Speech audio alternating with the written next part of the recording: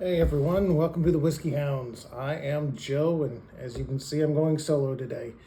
With me and Brandon's schedules and the weather being as bad as it is, we had to make concessions, and so we decided to each do a video on something that we really truly love and like, and that has something with a story behind it. I decided to go with two of my favorite Oregon single malts. Now, I know some of you probably love Scotch single malts blended, but I can tell you right now that Oregon is doing a tremendous job when it comes to their single malts.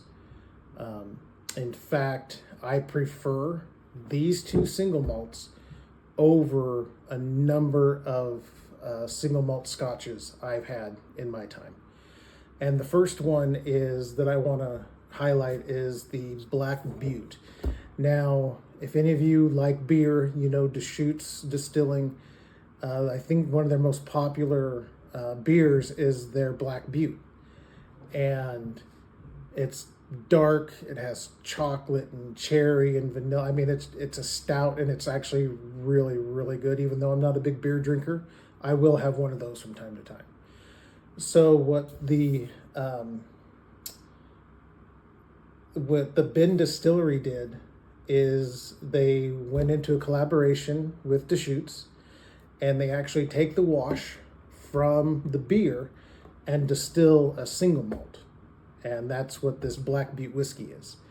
I don't believe I can't remember if it's a single malt or not, but it's 47% or 94 proof, and it's 5 years old. And the way I came about finding this particular bottle was some dear friends of mine moved to Illinois, and when him and his wife invited me to fly out to visit,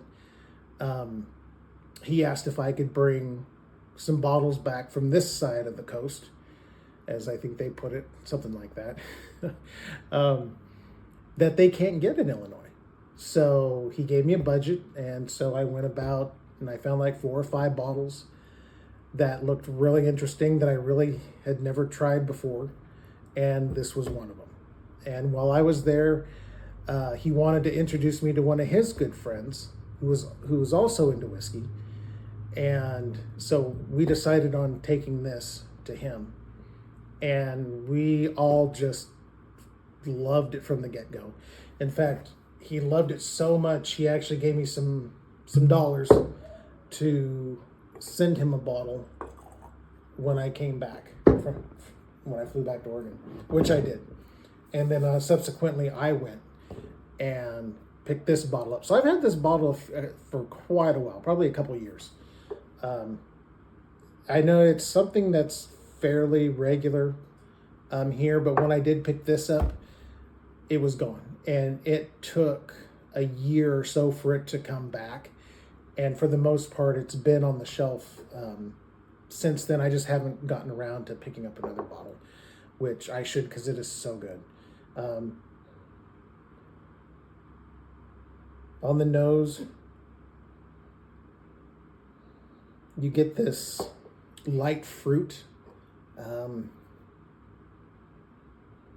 almost like maybe a white peach. I'm kind of thinking. It's very floral and fruity on the nose, and you get those hints of dark chocolate and vanilla and coffee. And they actually do have a cask strength version of this, which just amps up all those awesome flavors of coffee and chocolate and vanilla and all that. And it's once a year release, and I've only been able to find one bottle of it. But it's well worth picking up as well.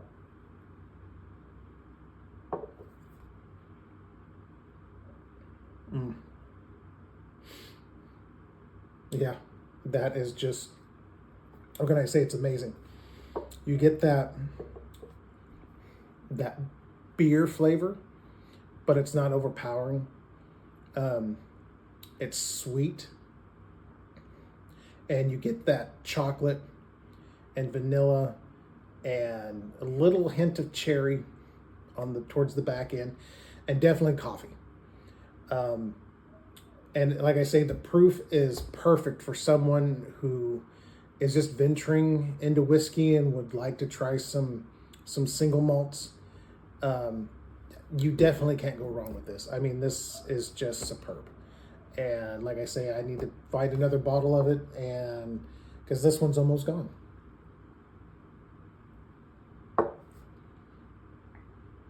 Yeah, that's just amazing. Now, moving on to the other spectrum of the single malts or the blended malts, which this one has absolutely no peat to it whatsoever. You do get a little hint of smoke, but it is so faint that you probably wouldn't even notice it. This, if you are into really heavily smoked single malts, if you're a Scotch fan, this will, I think, will just knock your socks off. To me, this is the McCarthy's 6-year cask strength single malt finished in Oloroso casks, which I believe is a Spanish brandy, I believe, or sherry cask, excuse me. I first came across McCarthy's a number of years ago with their normal release of their single malt. It was only aged a little over 2 years, which I thought was a little weird that it had such a weird age statement, and it blew me away. It was so good. Even at a young age, you could tell they were definitely onto something because it was just amazing. And there's a story behind this as well, because when me and my wife went on our honeymoon, this is from Hood River, this one's from Bend, Oregon.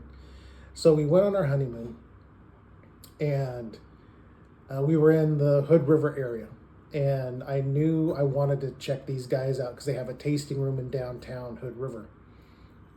And I saw this. I didn't even realize these were even released, and it was so good. I picked up a bottle right then and there. Then a couple days later, I asked my wife, well, I really want to go get that other bottle. She's like, go for it. So I did. So there was actually 2 bottles that I found there at the tasting room. It was this one. The other one is a PX sherry cask finished. It's the same age statement, 6 years. And it's another one of my favorites. But this one, to me, was the standout. And my favorite of the 2 that I picked up that day. And it's a little lighter color. And, oh my goodness. Wow, what can I say? The smoke and peat on this isn't your typical Scotch or single malt. To me, this is more like a deep, rich, like barbecue. Brandon found the PX sherry cask strength when he was coming back from Portland, and he was talking to me, and I told him, dude, you got to pick this up. He didn't like it, which is sad, because then I was able to trade him one of my bottles for that one, because I wasn't going to miss out on it, because it's absolutely delicious. But yeah, this one, it's dark, it's like barbecuey. It's dense and rich, and I'm telling you what, the whiskey underneath all that smoke it is so good.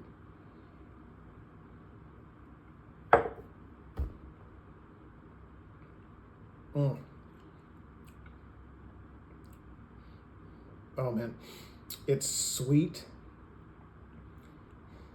It's got more of because it's finished in those sherry casks, you're going to get more of some of those darker fruits, like cherries and some plums and maybe a hint of date or maybe a little bit of prune, but just those dark, richer fruit notes. And I'm telling you what, this stuff is amazing.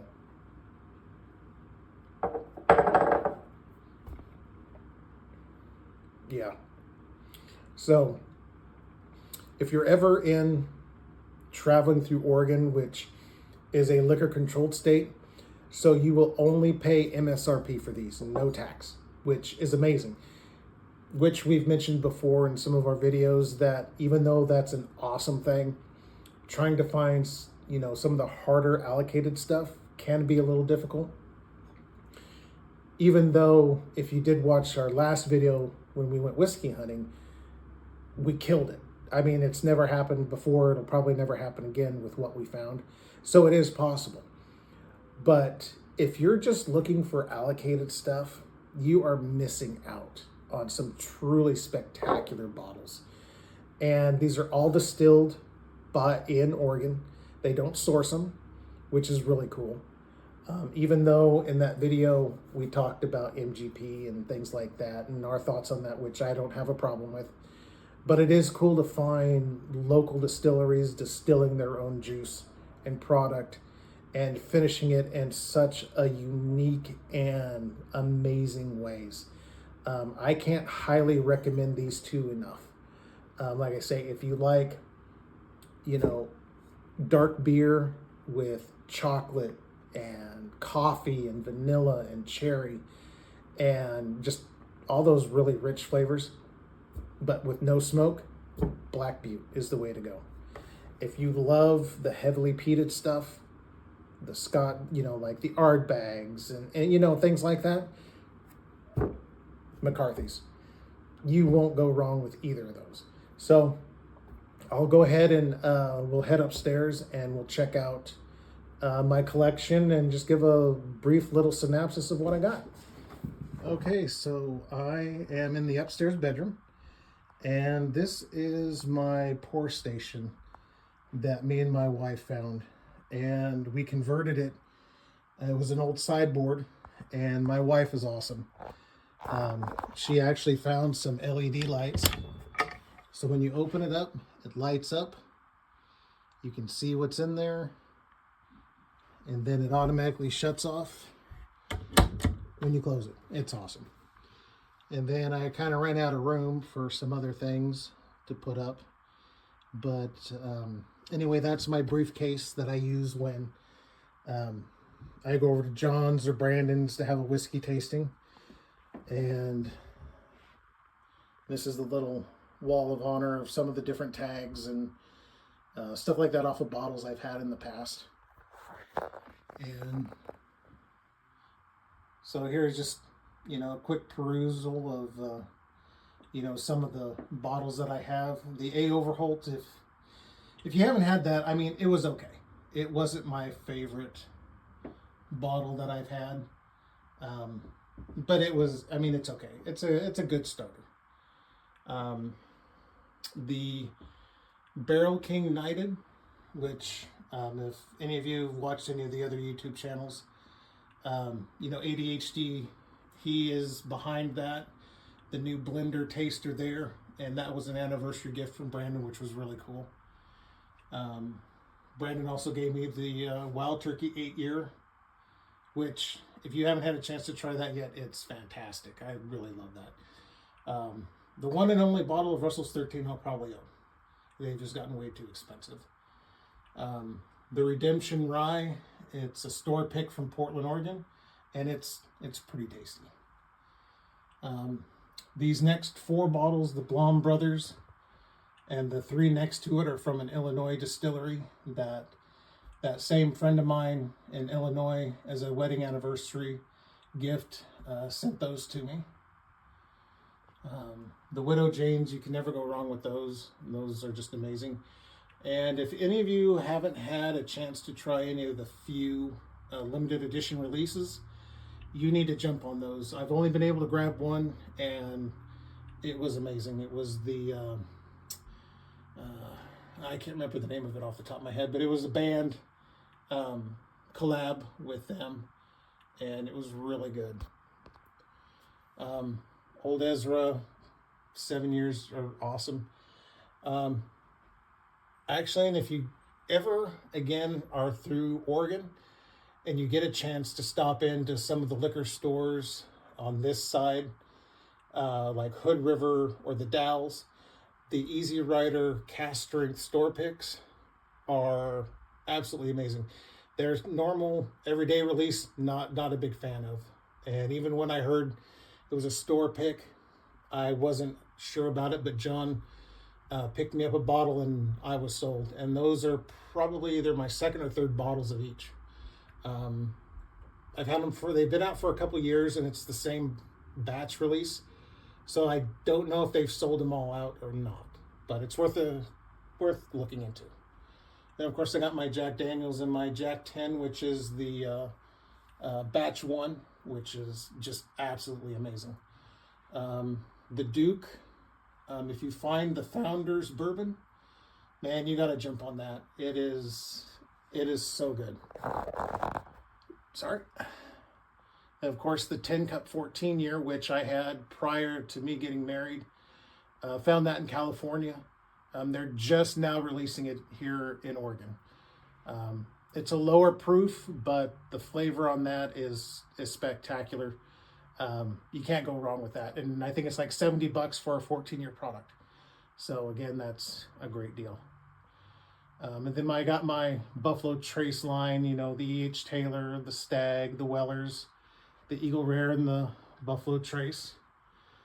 A couple High West Uncle Nearest Bookers, like Brandon said, we'll never drink because they were just horrible.